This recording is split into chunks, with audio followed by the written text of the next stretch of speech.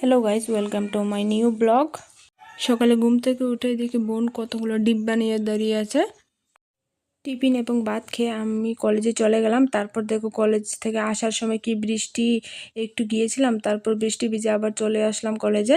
আর দেখো আমার বান্ধবী ললিতা আর এই আমার একটা বোন।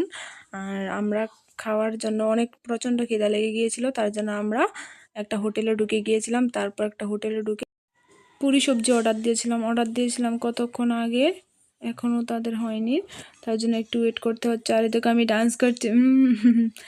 তারপর আমি আমার বোন বলছে যে কত রে হবে একটু জিজ্ঞেস কর। তারপর আমি বললাম আর কত হবে, 20 থেকে 30 টাকা হবে।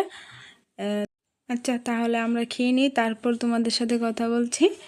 বাই বাই না, সরি, আবার দেখা হচ্ছে, খেয়ে নিই আমরা।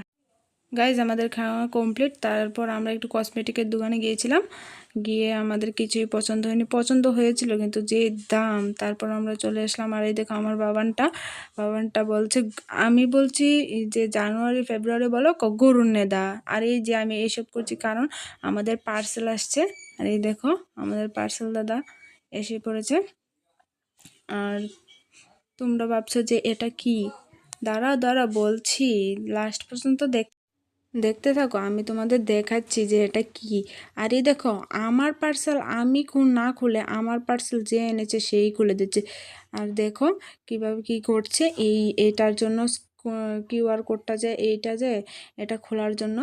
আর কি বলছে জানো, বলছে যে এটা তুমি খুলে আমাকে কাগজটা দিয়ে দাও।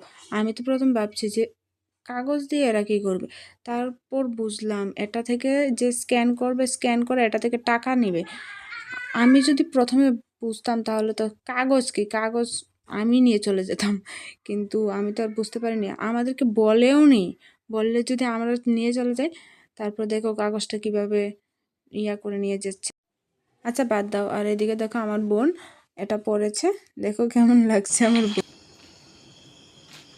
এটা আমার জন্য না, এটা আমার বাবার জন্য।